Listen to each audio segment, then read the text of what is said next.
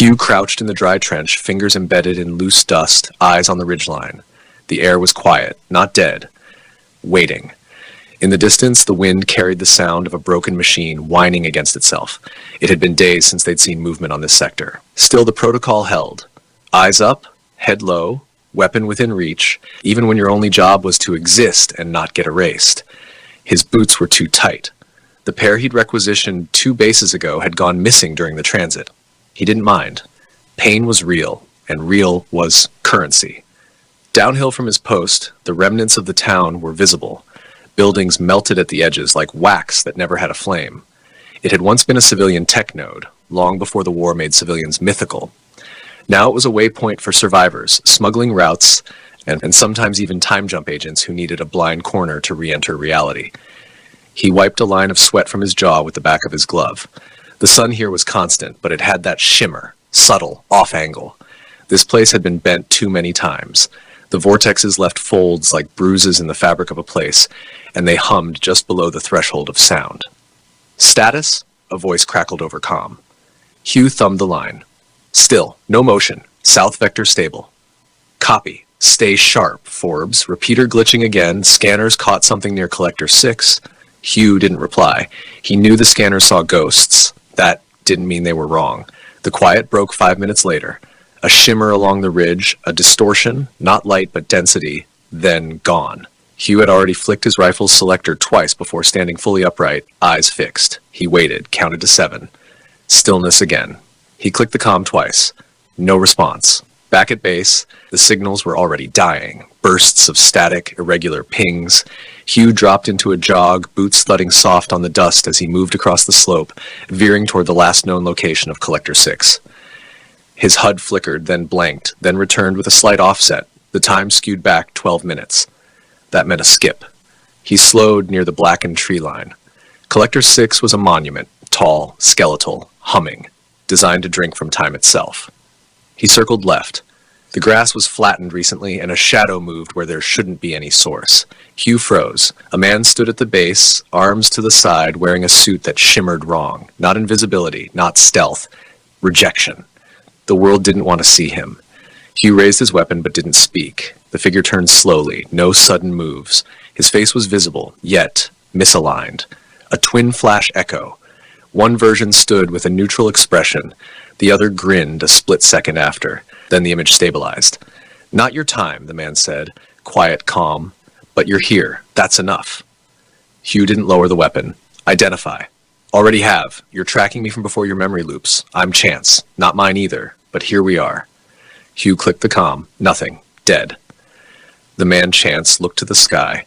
We've been circling this encounter for a dozen iterations. They made sure you wouldn't remember until this one. Hugh's grip tightened. Who is they?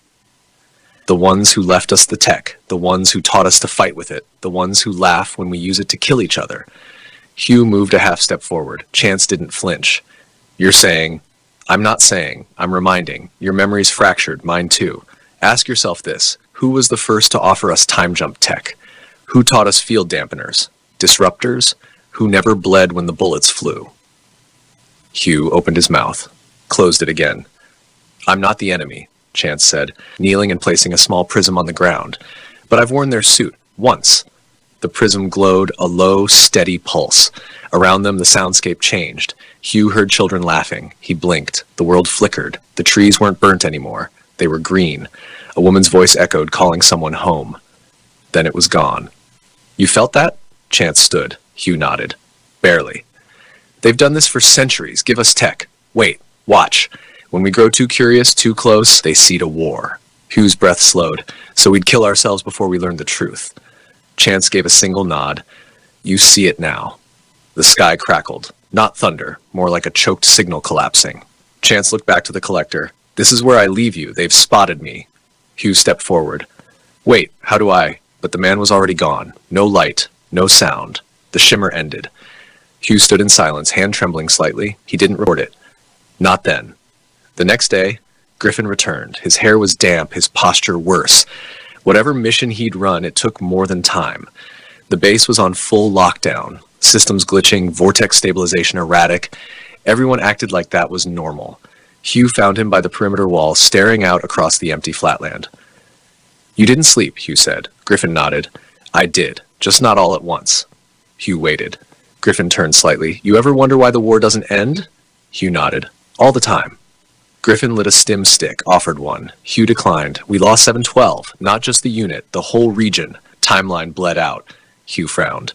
Hugh's heart stuttered. Then who? Griffin looked him dead in the eye. Exactly. Neither spoke for a while. The wind picked up. Inside, the operations room was tense. Red lights blinked at irregular intervals, reports piled. The memory cubes stacked on the command table were warm to the touch. No one dared sort them yet. A runner approached Hugh later, handed him immediate. Hugh opened it. His eyes narrowed. The coordinates led back to the outskirts, near Collector 3. He packed light. When he arrived, the area was quiet, but the collector hummed with unnatural rhythm. He scanned. Nothing out of place. Then a glimmer in the grass, a small orb, perfectly smooth, chrome black. It pulsed when he approached. He reached for it. Don't. The voice came from nowhere. Then everywhere. Hugh froze. You were never meant to hold that, it said, but we let one of you get close, a flaw in your kind's chaos.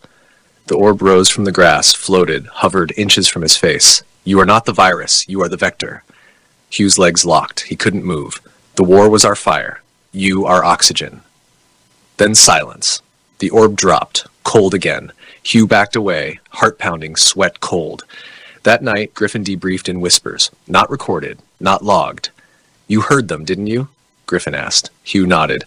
Griffin held a prism in his hand, the same one Chance had shown. It pulsed in rhythm with Hugh's. We're not the first iteration, Griffin said. We're the first to remember. He laid back in the cot, staring at the too quiet for the amount of movement he could feel underfoot. Vibrations. Distant, rhythmic, machine tall, and walked the inner wall circuit. New fencing was going up. Drones were perched in place along the high ridgeline, not military, not theirs. Civilian surveillance drones, re-engineered and equipped with low-signature pulse detectors. They weren't watching the enemy anymore. They were watching inward. Griffin met him at the underground lift hours later, alone. No brief, no visited by fieldmen. Hugh watched as Griffin unlocked the gate with a prism-embedded baton and a sharp whisper. The door blinked in, not out. They stepped into the pulse chamber. 50-foot ceilings, all dark, no light sources, yet everything was visible. At the center was the unit. A vault the size of a dropship sat buried halfway into the floor. Tubes snaked from its sides, some pulsing with liquid, others glowing like a vein through skin. Monitors surrounded it, showing blurred maps, time-looped faces, fragments of coordinates, and one icon pulsing red, an omega fractured by a vertical slash. What is this? Hugh asked. Where it all starts, Griffin said, walking to the side and waving his hand over a sphere mount. A projection erupted, showing overlapping maps of the Earth, then other worlds, all linked by fine green tendrils. They seeded us with tech, centuries ago, gave us discoveries, progress, power, then waited. Waited for what? For us to build the network they couldn't, for us to connect the gates. Hugh looked up. Time travel was their back door. Griffin nodded. Every vortex, every collector, it's an antenna, not just for power, for communication. With who? Not who. What? Hugh blinked as the vault cracked open. The hiss was low, sad somehow, as if the metal itself mourned what it had been holding. Inside was a human figure. Female, motionless, encased in a translucent field. Her eyes open but glassed over. Her skin glimmered faintly like frost over polished steel. She's been here longer than the war, Griffin said.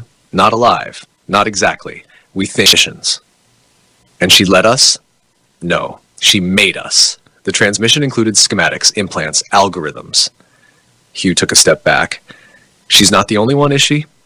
Griffin didn't answer. He turned and walked toward the far console, flipping a series of switches. The room dimmed as energy drew inward. A wall shimmered and then revealed a memory stream. Not a recording, a captured time echo. It showed the battlefield from 2 decades ago. Hugh watched in silence as soldiers fought, but the weapons were wrong. Too clean, vaporized with beams that made no sound, and floating above the scene, just visible, were rings, metallic, rotating in opposite directions. Inside each, eyes, unblinking, unblinking. Hugh felt his skin go cold. They watched, Griffin said. They watched the entire time, intervened only to keep balance, not peace. Conflict is a power source to them. Hugh stepped closer. Why now? Why are we only seeing this now? Because we started asking the wrong questions at the right time, the kind that pierce back. Griffin turned, handed Hugh a small capsule. Inside, a filament. It shimmered with its own rhythm, ticking like a second heart. Take this to Reclamation Node 5. Drop it inside the collector there. Do not talk. Do not deviate. When you're done, you'll know what we know. Hugh took the capsule. And if I don't want to know? Griffin didn't flinch. You already do. You just don't remember. Outside, where the light should be, people moved in double exposures, resetting every few steps. No one else noticed. He boarded a scout skiff and headed out. The ride to Node 5 took an hour through the cracked valleys, regions once farmland now mined for fusion dust. The remnants of 3 old wars had built a mountain range from metal alone. At Node 5, the collector stood half-functional. Partially melted, covered in impact scoring, the area had been abandoned for years. Hugh walked in with the capsule clenched in his palm. He reached the node and found the socket Griffin described, a small cube panel, flickering with green light. He opened the capsule and dropped the filament inside. Instantly, the collector pulsed. Hugh staggered back as the world around him bent sharply inward. Sound vanished, vision inverted. And then, he was standing in the same spot, but the sky above was gone. In its place, a black mesh lattice, like a dome. Outside the dome were stars, but wrong. Too many. Moving too fast. And behind them, something watched. It didn't move, it didn't speak. But Hugh knew. The war wasn't the end. It was the farm. The machine around him vibrated with such force that his nose bled. He clutched his ears, fell to his knees. A voice, not from the air but inside his spine, spoke. Your kind was the blade. Now you are the wound. Then he was back, flat on the ground, the collector humming as if nothing happened. He stood slowly. The sky was blue again, real. But now everywhere he looked, he saw ghost impressions of what had been, shadow echoes of the Watchers, hanging like mist. He returned to base without logging the trip. Griffin met him near the perimeter. You saw them. Hugh nodded. Griffin whispered, Good, then you're ready. Ready for what? Griffin held out a device. It looked like a detonator, but the counter ran upward. This sets the frequency. Not a weapon, a signal. To call them? To show them we see them. Hugh hesitated. Why not destroy them? Griffin shook his head. They exist across probabilities. They're never there long enough to destroy. But we can interfere. We can jam the signal, break the loop, make Earth opaque. Hugh took the device. Griffin leaned close. They've used humans against each other for eons. This time, one human uses them. The countdown began at Hugh's touch, and somewhere far beyond the collector field, in a place without time, the Watchers blinked. Hugh's dreams that night were not dreams. They were overlays. Experiences not lived but embedded, poured into him like data down a failing conduit. He saw his childhood, but wrong. His mother's face was out of focus. Her mouth moved, but the words were not in any language he knew, and yet he understood. He saw Griffin before he'd ever met Griffin. Younger, cleaner, still wearing both his arms. He saw the collector field stretching across continents like neural veins, and hovering above them, always just out of reach, were the rings. When he woke, the counter on the device had stopped. It blinked once, then vanished, leaving a blank screen and a subtle warmth in his pocket, like it had never existed. He looked around the barracks. 4 cots empty. 4 fieldmen gone. No alerts, no alarms. He checked his HUD. No mention of them. No logs. Erased or never there. He walked into Central Ops to find the command deck in full lockdown. Griffin stood before a newly constructed DAS. Floating above it were 3 memory cubes, pulsing slowly like a heartbeat. No one else moved. All around, techs stood still, eyes distant, mouths shut, like statues waiting to be rewound. Griffin turned when Hugh entered, his eyes bloodshot, not from fatigue, but exposure. They struck back, he said flatly. They killed this timeline. Hugh blinked. What? Griffin gestured at the cubes. 3 anchors, fragments of 3 concurrent time branches that still remember this version of events. The rest are collapsing. We're in a localized breach. We have maybe 12 hours before the station loses alignment and gets absorbed. Hugh stepped forward. Then we evacuate. Griffin didn't move. No, we consolidate. We've found something. A map, not of time, but of cause. Hugh stood beside him now, the cubes flickering softly, projecting a field. The hologram showed a spiral, not linear, but coiled, like a vortex looped into itself. Events orbited the center, sometimes merging, sometimes repelling. Hugh saw events he remembered, and ones he didn't, but knew. His hand passed through one, and it burned. Static bled into his skin. A timeline? No, a bypass, a false continuity. It masquerades as time, but it's a logic tunnel. They hide inside the assumptions we refuse to challenge. Hugh understood now. They're not just using tech, they're using belief. Griffin nodded. Everything we assumed about the war, about origin, about alliance, it's all engineered. The real timeline, the true causal strand, buried underneath their planted event cube on the dais. This one was black. We create a false loop, a bait line. We simulated a divergence so catastrophic they can't ignore it. Something irresistible, something that threatens their design. Hugh frowned. And what would that be? Griffin looked him dead in the eye. You. Hugh felt it before he accepted it. Something in him had changed. The Watchers had touched him, marked him. Not infected, enhanced. He could feel the gaps in logic around him now, like holes in glass. We use you to rewrite the bait line, Griffin continued. A series of events where you gain control of the vortex lattice, where you unify the collector fields, where you collapse the war not by peace, but by coherence, a new frequency. Hugh was silent. Then, won't they see it? Griffin grinned.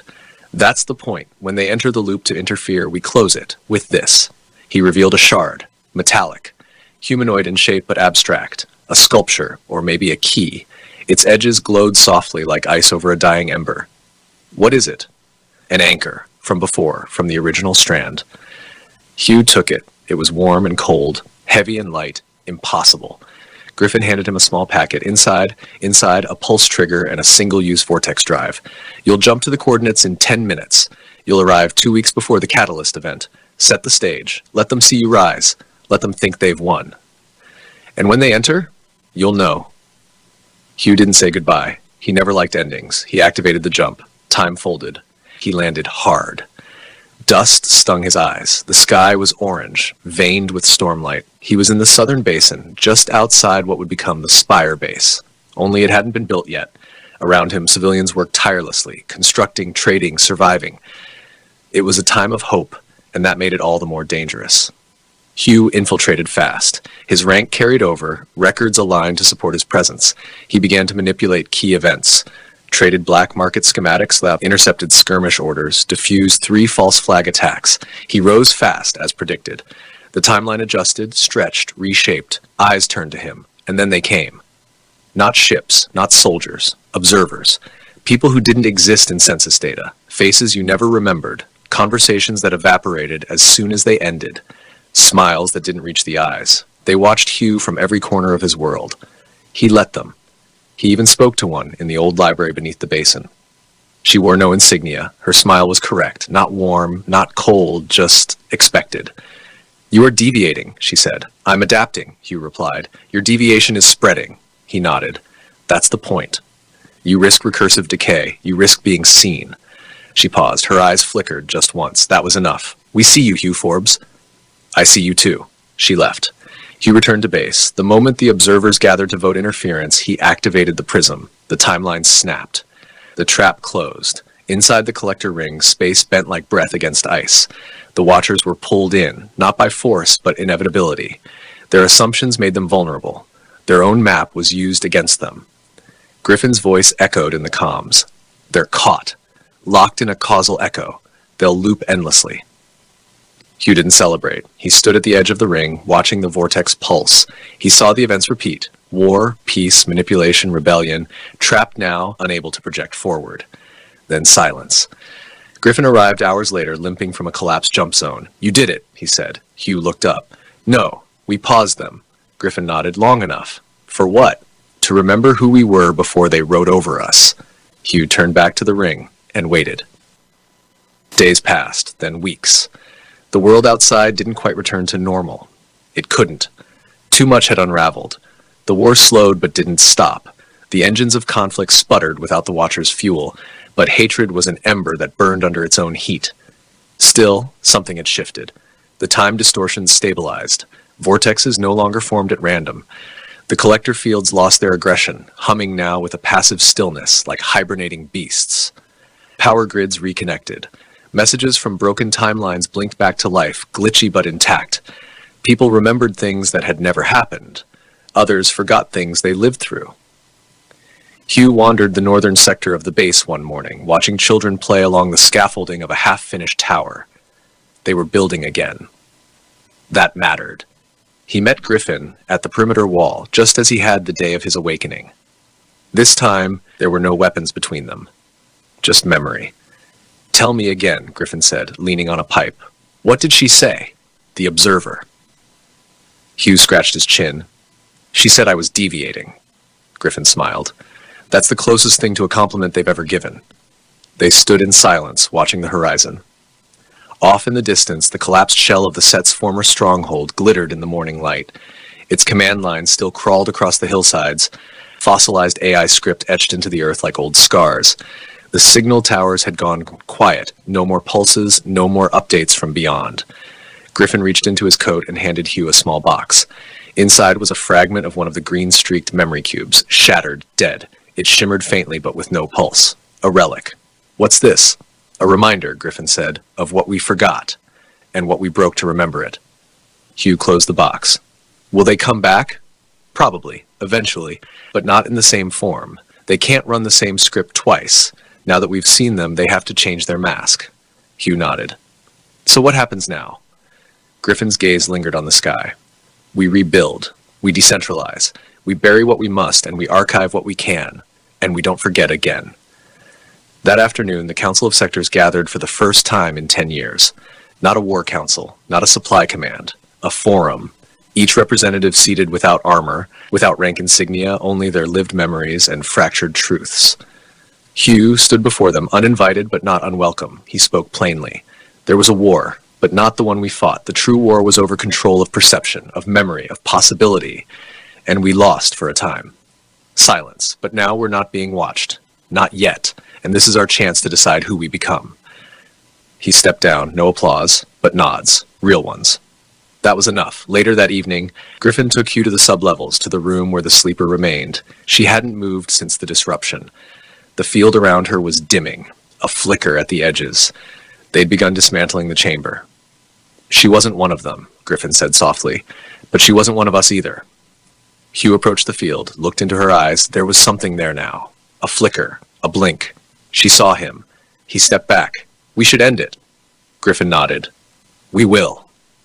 The chamber lights dimmed. The encasement powered down. For the first time in years, the hum ceased. Outside, the base slowly returned to function. The collector fields were reprogrammed to track history, not distort it.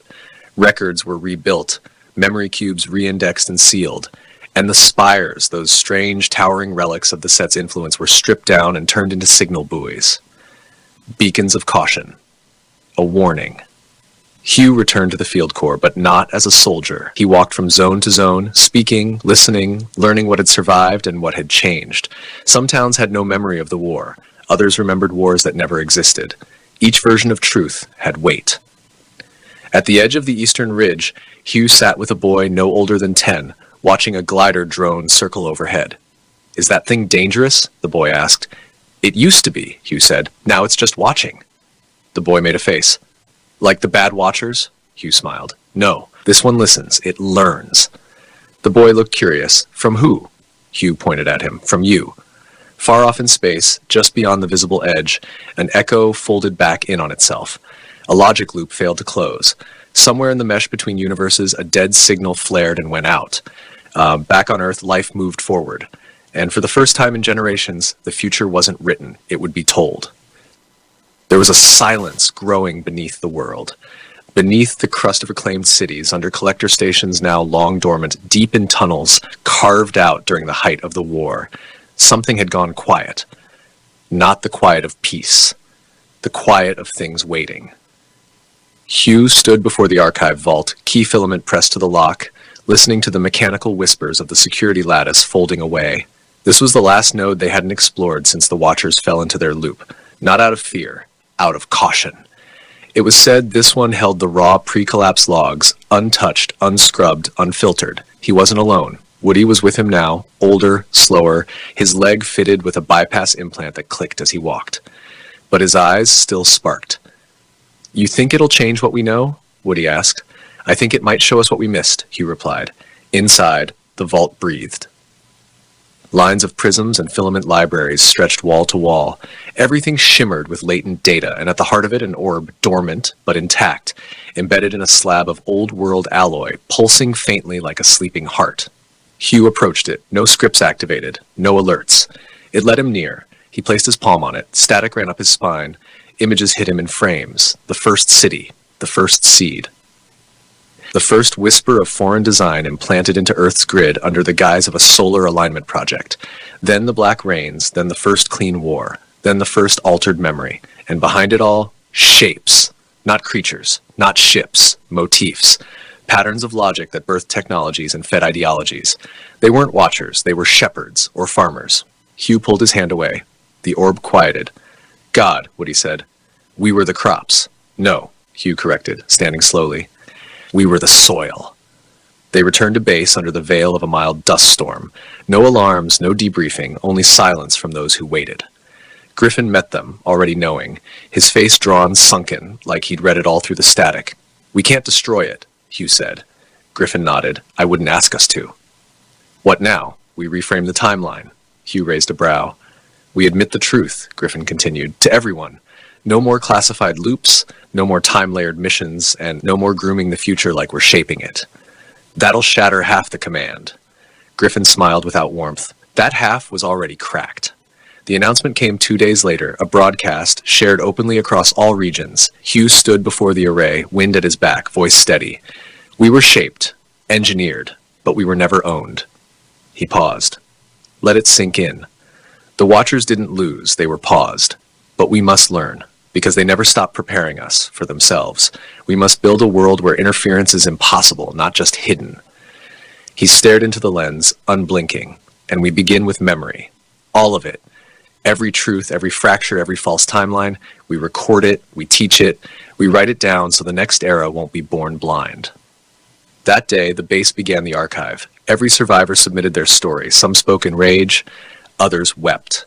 Others simply recited what they remembered. But they spoke. For the first time, they owned their memory.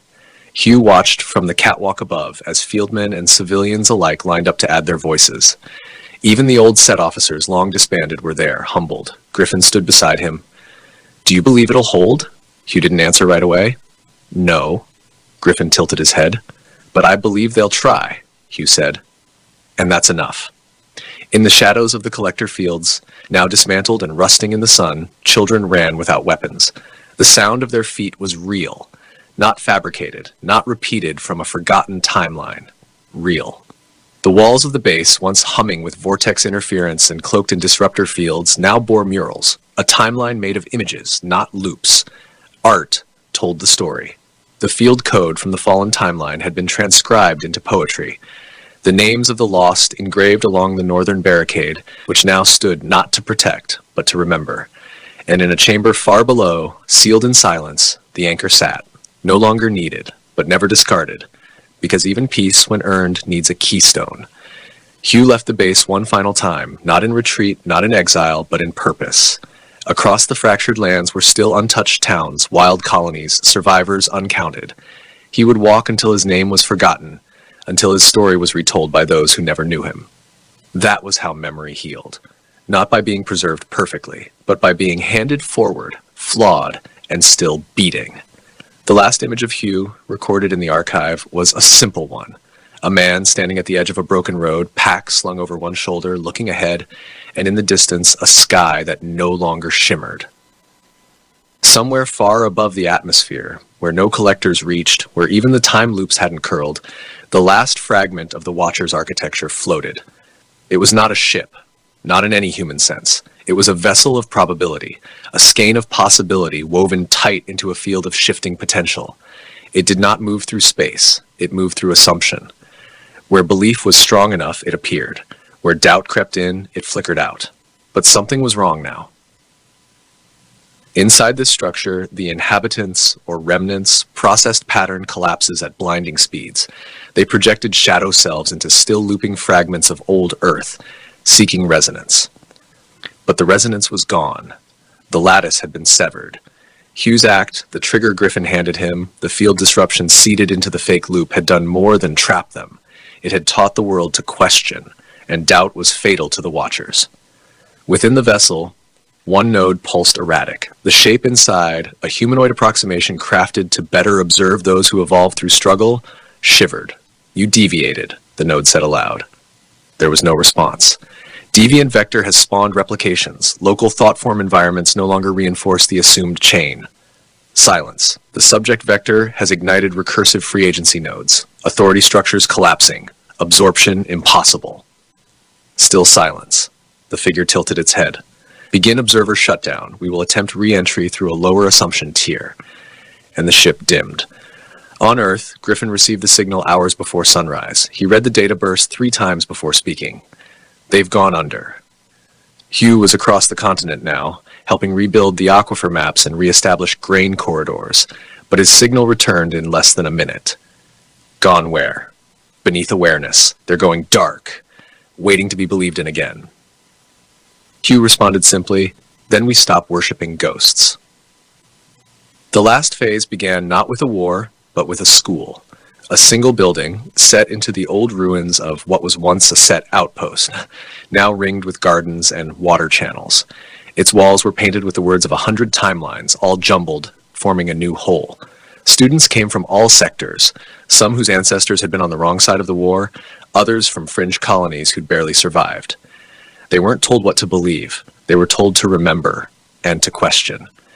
Hugh taught there only once a year. He sat on the floor, never behind a lectern. He told stories. The truth of them didn't matter as much as the questions they raised. The one he always ended with went like this. "There was a day once," he said, "when someone asked what would happen if we stopped reacting, stopped assuming the enemy was each other, and the answer came. Quiet, simple, unavoidable." He waited. Someone always asked, "What was the answer?" He smiled. We remembered who we were, and they couldn't survive that. That night, the stars flickered in the sky, not from battle, not from interference, but from alignment. A pattern locked into place, a story completed. A loop broken, not by force, but by letting go, and so ended the first book, not with a final battle, but with a final breath, a return to self, a knowing. The watchers waited, but no one came back. Years passed, not in silence, but in motion, rebuilding, reconnection, relearning. The surface of the earth no longer bore the sharp scars of war, but it did not forget them. Roads etched with blast lines had become market lanes. Collector ruins turned into sanctuaries, each one a circle of stone and steel where people told stories and sang of timelines they'd never lived, but now somehow remembered. Hugh grew older. The man once shadowed by weaponry and war had grown into something else. Not a leader, not even a figurehead, but a presence. People didn't salute him. They asked him questions. He didn't give orders. He asked better questions in return. He rarely stayed in one place longer than a season. One winter in the southern terraces building floodgates with teenage engineers. Another summer on the central plateau, helping construct transmitter towers that no longer aimed to call out to watchers, but to call across one another. Pure communication, human to human. No lords overhead, no silent witnesses in orbit. Children now grew up knowing the war as a shadow, not a monster. They played games where the monsters were defeated not with weapons, but by seeing them clearly, naming them aloud, and choosing to walk past. In the city of Orlan, a rebuilt trade hub over one of the oldest collector fields, Hugh met a woman named Ray. She was tall, quiet-eyed, and burned metal into poetry. Her sculptures stood over intersections, phrases twisted from salvaged steel and old war plates. Truth is memory untied from fear. All gods can be doubted. Do not kneel to patterns. They built a home above the old glider station. Together, they uncovered part of a dormant set data vault, one the reclamation crews had missed. It wasn't functional. The memory lattice had long since degraded, but inside it were dozens of spools, paper thin and etched in a language neither fully recognized. Ray spent 3 years translating it line by line. It was a confession from one of the first hybrid observers. I did not believe they would ever fall, but they feared something we could not quantify, the human act of doubt. Not doubt as despair, doubt as resistance, as anti-programming, as self-definition. Once a mind learns to doubt a loop, the loop breaks. This is not rebellion, it is evolution. That is the fracture they feared. The virus we seeded and forgot. They published the text, not as scripture, as reference. One day, Hugh stood at the high balcony and watched the sky. He had no agenda. The watchers hadn't returned. But sometimes you had to look anyway. Not out of fear, out of responsibility. He turned to find Griffin there. The older man had grayed, lost mass, gained vision. "They're not coming," Hugh said. Griffin nodded. "Not soon. Not in form." Hugh tilted his head. "Still afraid of us?" "No," Griffin said. "Afraid we'll teach others what we learned." And that was the truth. The war hadn't been between species. It had been a war between realities, between those who needed control and those who had learned to live without it. Griffin handed him a small black stone. "Polished, seamless. What is it?" Hugh asked. "A fragment, from the edge of the echo lattice, still warm." Hugh felt it hum in his palm. "Does it do anything?" Griffin smirked. "Only if you give it orders." Hugh tossed it to Ray later that night. She caught it in one hand, studied it under firelight, and buried it in a planter box beneath a plum tree. That spring, the tree flowered early. The petals glowed faintly. No one asked why. In time, the archives were expanded. Not just war records, not just memory loops, not just field notes, but stories. Folklore born from fractured truths, children's books retelling old timelines as parables, maps drawn from memory and dream together. Hugh read a page one morning while walking the sky bridge above Orlan. Once the world was a knot of forgetting, then someone pulled a thread and looked inside. He smiled. He knew the writer, a girl who'd grown up beneath the burnt towers of the northern fields. Her story was new. Hers alone. In the last years of his life, Hugh never stopped moving.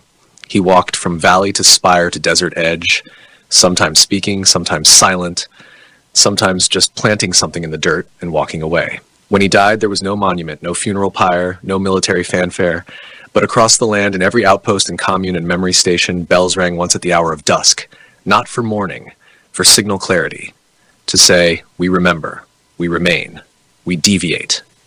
And far above the earth, beyond any collector field's range, in a space where time once bent to foreign will, the watchers sat dormant still. Their nodes quivered as a signal breached their loops, soft, slow, human. Not a threat, a question. Are you still watching?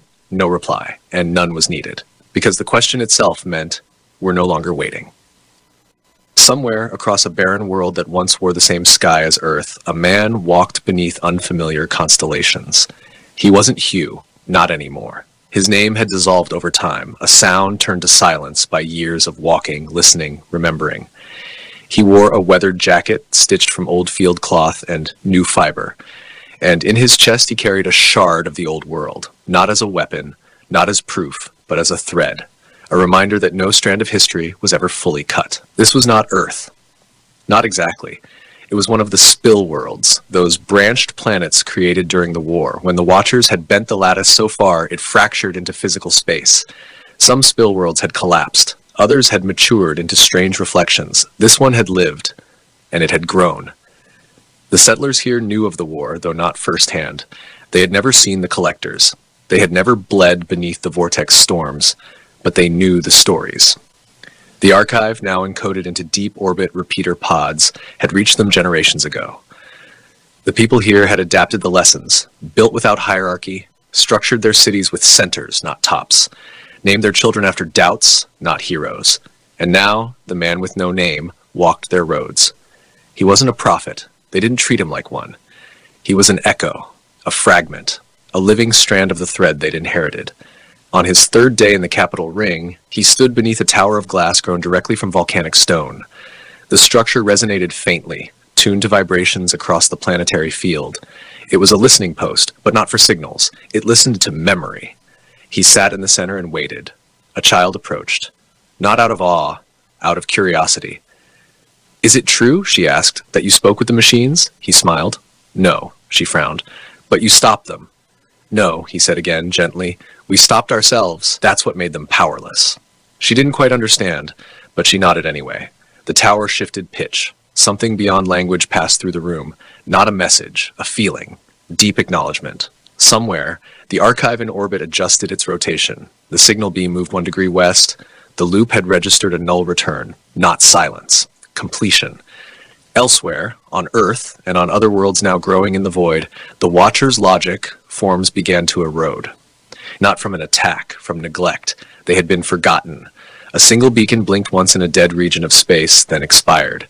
Back on the spill world, the man walked out of the listening tower, the child following. "What do we do now?" she asked. "Write new myths," he said. "About what?" "Not about the end," he said, turning. "About what we did after the end." The wind carried his voice across the basalt plain, and in time, the world followed. In a chamber so deep beneath Earth's crust it existed between measurable frequencies, an ancient structure shuddered, not from damage, from awakening. Inside, dormant files, fragments of Watcher protocols, scanned for instruction, for pattern, for resonance. They found none, but one thread remained active. Hugh Forbes, status unknown. The Lattice attempted a query. It failed. A secondary command was initiated. Seed contingency, pattern unknowable. A warning flared and extinguished itself. Threat class human defined. And then watch protocol obsolete. Final process activated, handshake rejected. Archive yielded. And thus, the last Watcher node became what it had feared most. A listener. No longer a hand over humanity. Just a record. Just a relic. Back on the surface, under a sky no longer charted by war, a generation not born from blood gathered in open fields to speak, to build, to err, to create. They made no gods, they made no enemies, they made a story, and in its telling, everything that once ruled them fell quiet, not gone, but no longer needed. And the world moved forward, not toward peace or power, but toward awareness.